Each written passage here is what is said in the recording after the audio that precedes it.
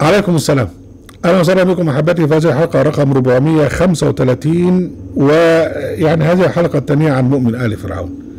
احنا تعرضنا له، هو رجل مؤمن من ال فرعون، وانه كان يحاول قومه، وفي النهايه يعني قال لهم خلاص يعني فسيذكرون ما اقول لكم وفوضوا امري الى الله وتامروا عليه ربنا انجاه وهم اورخوا.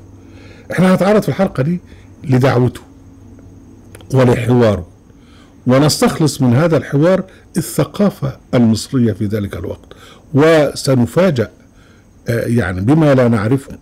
يعني ربنا سبحانه وتعالى يعني يذكر هذا الحوار في سورة غافر.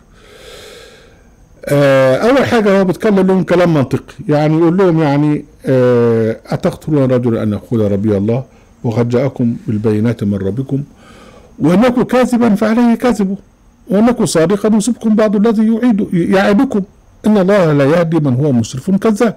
ان الله يعني بيكلمهم بربنا ان الله، لكن شوفوا يعني الاسلوب المنطقي، ان اذا كان كذاب يبقى هو بقى عليه الكذب بتاعه، اذا كان صادق يبقى نهاركم مش فايت يصيبكم بعض الذي يعدكم. وبعدين برضو اسلوب منطقي تاني، يا قومي لكم الملك اليوم ظاهرين في الارض، انتم مالكين الارض، فمن ينصرنا من بأس الله إن جاءنا. طب إذا في ربنا بعت علينا مصيبة بخوف بربنا، فمن ينصرنا من بأس الله إن جاءنا. وابتدى برضو خوفهم تاني من الأمم السابقة وما حاق بها. وقال الذي آمن يا قومي إن أخاف عليكم مثل يوم الأحزاب مثل دأب قوم نوح وعاد وثمود والذين من بعدهم وما الله يريد ظلما للعباد. إذا هو بقى عارف تاريخ الأمم السابقة، تاريخ الأنبياء السابقين، له علم بهذا وما حاق بهم، وهو خاف على قومه أن يحل بهم ما حل بأولئك السابقين، وبيقول لهم إن الله سبحانه وتعالى لا يريد ظلما للعباد، يعني ما تظلموش عشان خاطر لا يحيق بكم ما حاق بالأمم السابقة. يا قوم إن خاف عليكم يوم التناد يوم تولون مدبرين ما لكم من الله من عاصم ومن يضلل الله فما له من هاد. يعني برضو بخاف عليهم من يوم القيامة. يعني هو رجل مؤمن، هذا الرجل المؤمن عارف تاريخ السابقين من الأمم التي أهلكها الله، وخاف على قوم من مصيرهم، وخاف عليهم من يوم القيامة. إذا هو بيؤمن بيوم القيامة، بيؤمن باليوم الآخر.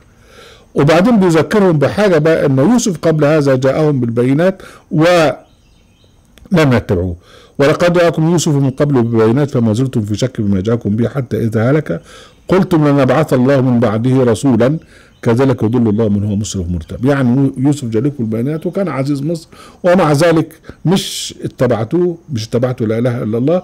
وبعدين قلتوا يعني لما ماتوا قال خلاص ربنا مش هيبعت، ربنا قلتم لن يبعث الله من بعده رسولا، يعني عارفين هو رسول وعارفين ربنا، لكن هم مش عايزين لا اله الا الله. وبعدين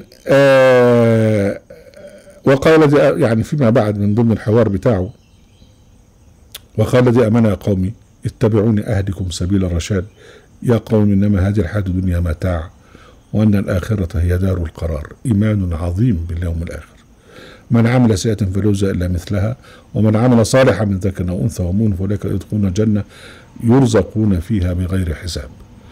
إذا هذا الرجل يعبر عن ثقافة موجودة في عصره، هي الله جل وعلا، الإيمان باليوم الآخر، العلم بتاريخ الأنبياء السابقين وما حاق بهم، وأنه يستخدم هذا في دعوته في أنه لا إله إلا الله والإيمان باليوم الآخر، وألا يعني يكون فرعون وآله ضد موسى وقومه إلى آخر الآيات. هذا مثل رائع. قال رجل مؤمن من آل فرعون يكتم إيمانه. دعوته تدل على ثقافة دينية إسلامية عالية الشأن، مع أنه أمير فرعوني، ما هوش واحد من آخر، يعني ما هوش رجل من أقصى المدينة يسعى، ده أمير فرعوني.